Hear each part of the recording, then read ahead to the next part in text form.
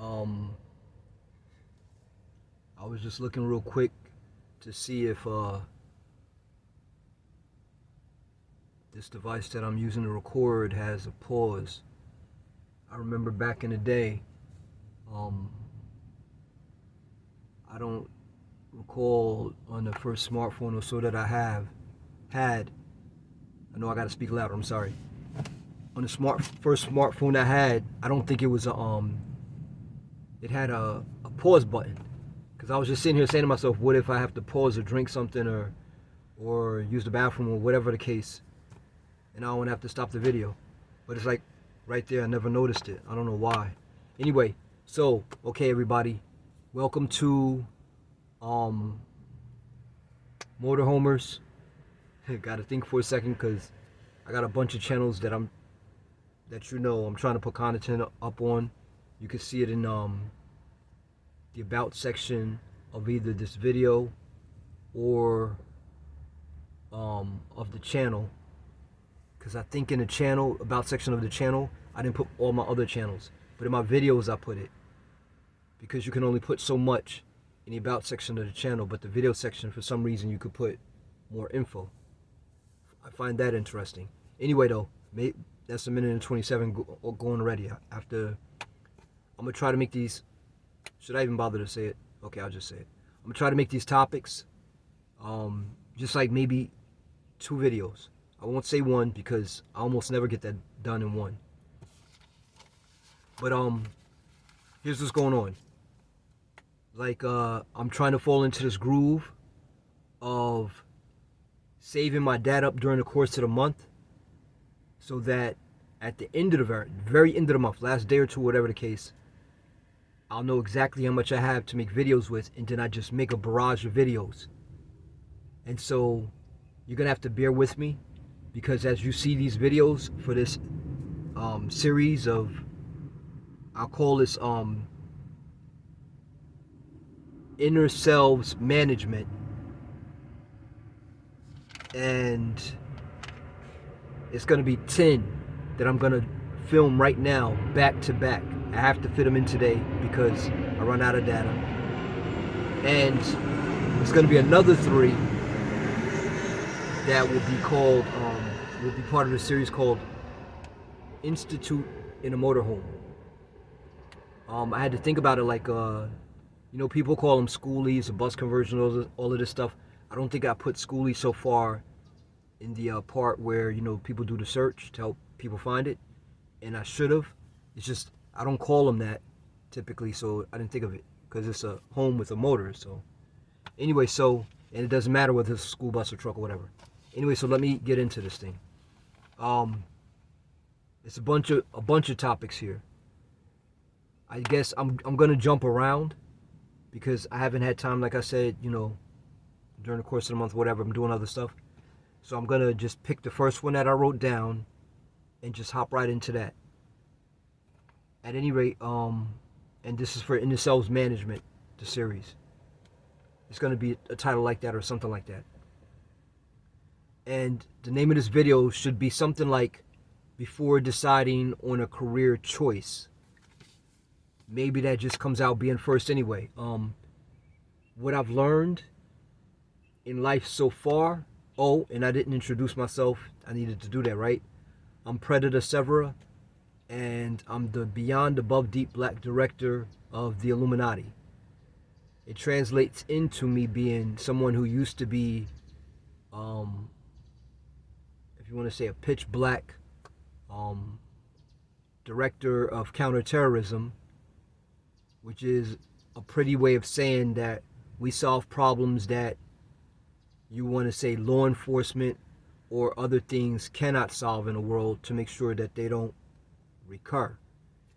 And I ended up having to be, in 2017, I had to blow my cover because, there were all these sites and everything, like kill Illuminati, and, the Illuminati's messed up the world and all this stuff, and we're not the ones doing any of that stuff. Everything you've heard about us is a lie, almost every single thing.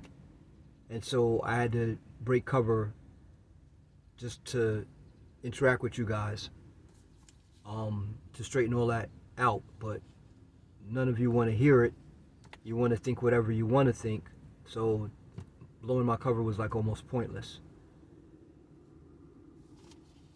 Your decisions are destroying the world, especially that big decision. And but we're just going to keep doing what we need to do to try to prevent the destruction of the world and existence and all that stuff. I'm going to talk over the vehicles that pass by, like I said in other videos, because I lose so much time. And and look at this, 5 minutes and 40 seconds already passed, and I haven't even jumped into the thing except to say the title. All right, so now, that kind of is a good segue, actually, because like I was saying, I've learned so far, I just say in life, that in this era, I don't know a better way of putting that, in this incarnation of humanity or whatever, the only thing that's important to any of you is money. You don't care about love, you don't care about respect, you care about hate, but what's valuable to you is not a person and their substance, but what money they do or do not have, and by whatever means they were able to get it.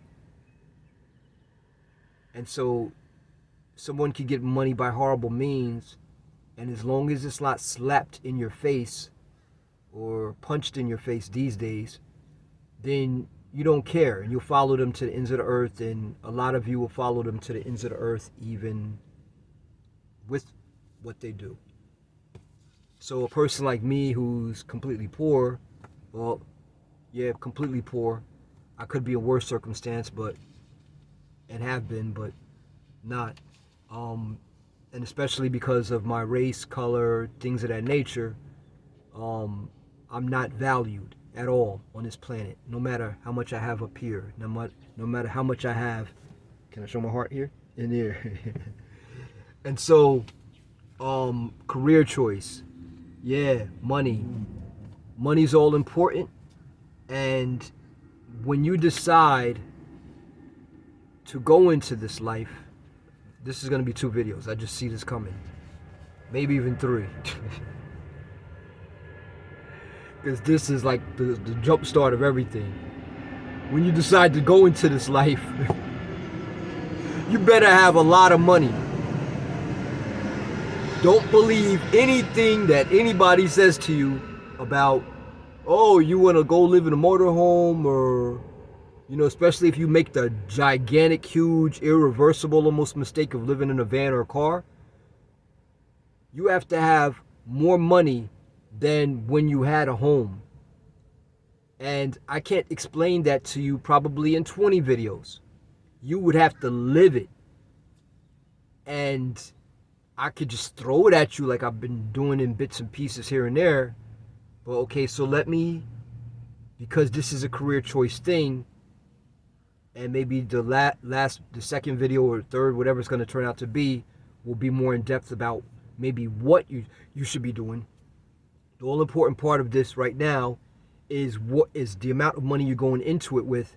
And what I will say is, depending on what you're doing for a living, it will determine whether or not you will still have money once you decide to go on the road full time or live in your vehicle full time versus a home or an apartment or parents' house, friend's house, whatever.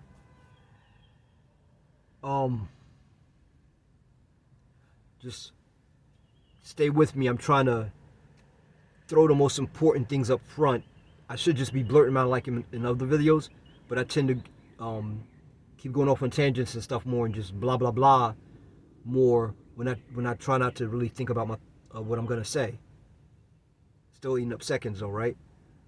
I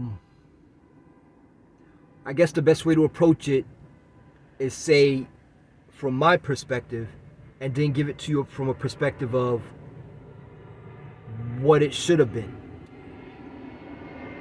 And I still have to edit while I'm talking what I'm going to say, because remember, I'm basically a black agent who's not a black agent anymore. And if I hadn't said that part, I had to end up, when I blew my cover it's now I'm public spokesman for the Illuminati, overt director of the Illuminati.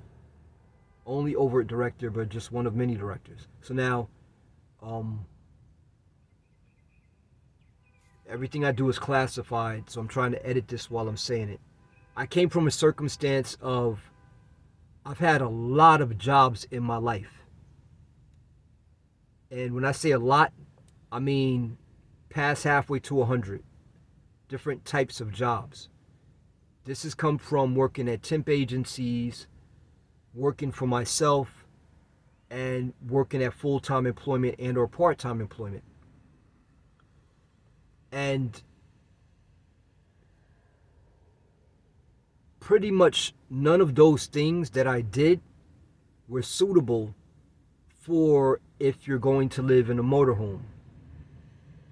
As a result of living, okay, I can't use the word living. As a result of being in my vehicle most hours out of my day and having that, editing my words, right?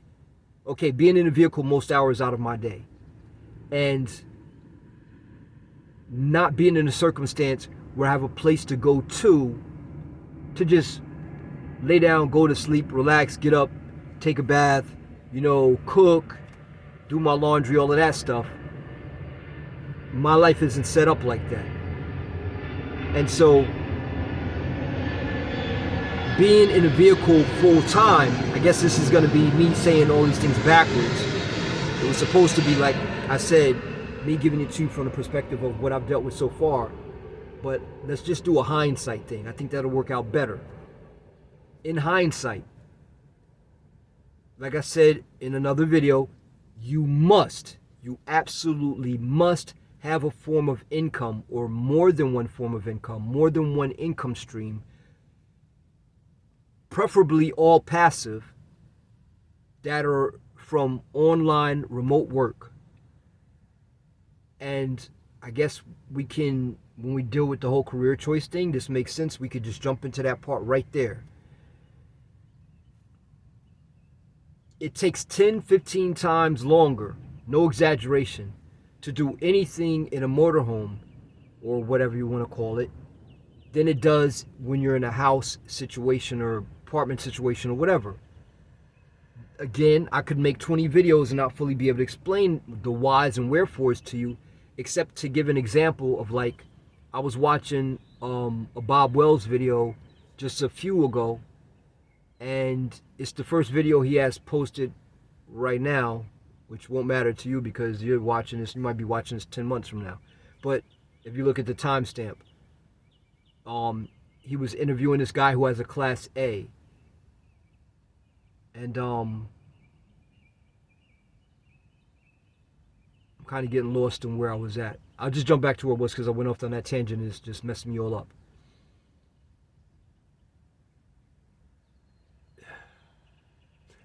Stuck and stupid, right?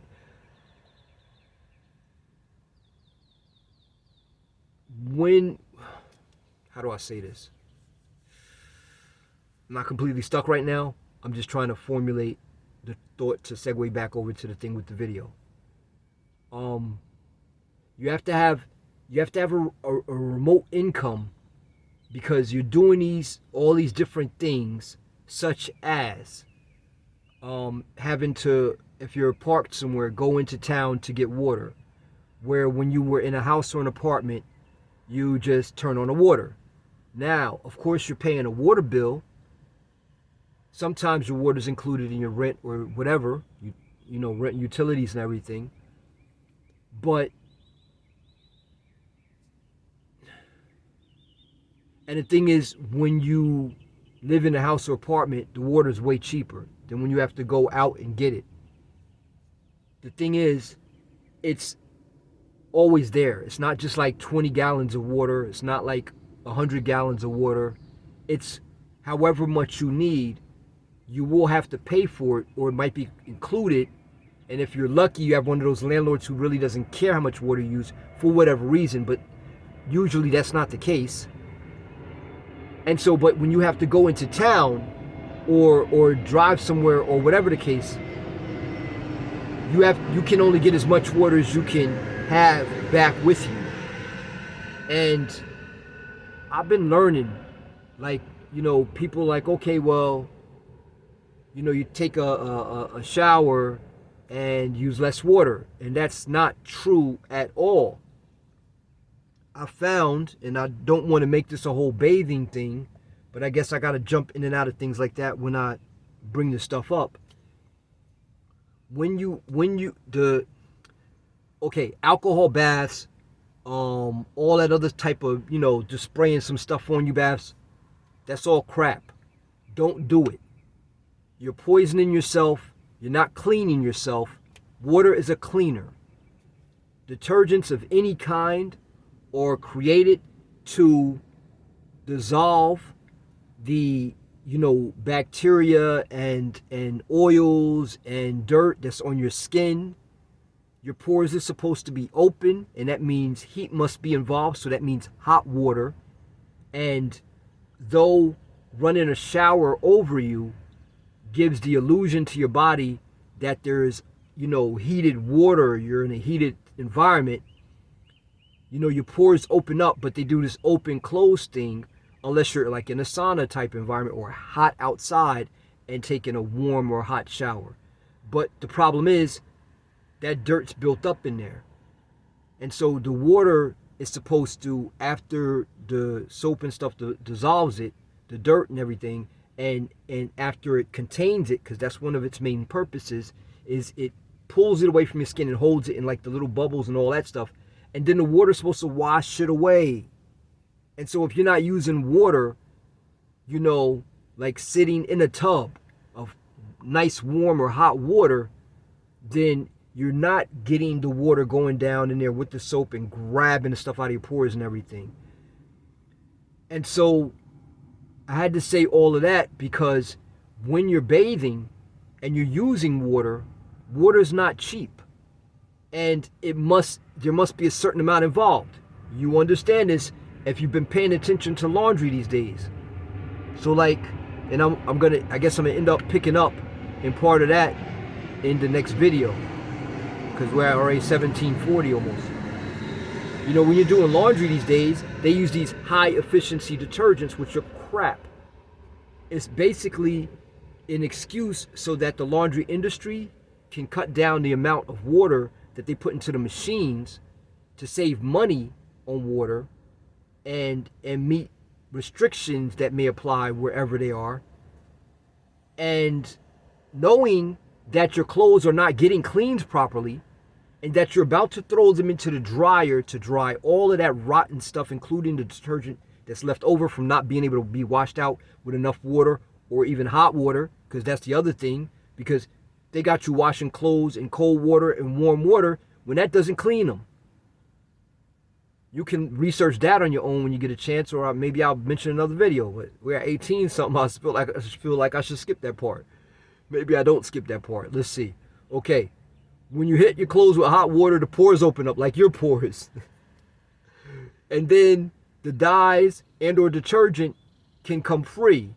And so that's the problem. If you're wearing black clothing or other colored clothing, brightly colored clothing, then you wash the color out, and then it's not so appealing anymore. But that stuff was going to end up on your skin anyway and poison you over time. So it's like, and you can't wear all white because it gets dirty. You can't wear gray because it looks dingy. You can't wear beige. Beige is better, but it's still coloring. But the whole goal is to get the dirt and stuff out of your clothes so they don't smell. But that's why clothes smell, because people wash them in cold and warm, and all that crap is left behind. And even if you put it in a dryer and it's on that hot heat, the heat doesn't kill a lot of stuff, and the detergents don't kill a lot of stuff. They don't kill everything, and the heat doesn't kill everything. And then what I've learned recently, which is I guess where I'll pick up in the next video, is when you wash your clothes in detergent, the detergent builds up in your clothes. It's kind of unavoidable, and they start to stink, especially if they don't get to dry good. So I guess I'm going to pick up on that in the next video and continue it on. So hop on into part 2 of before deciding on a career choice so we can talk about detergent.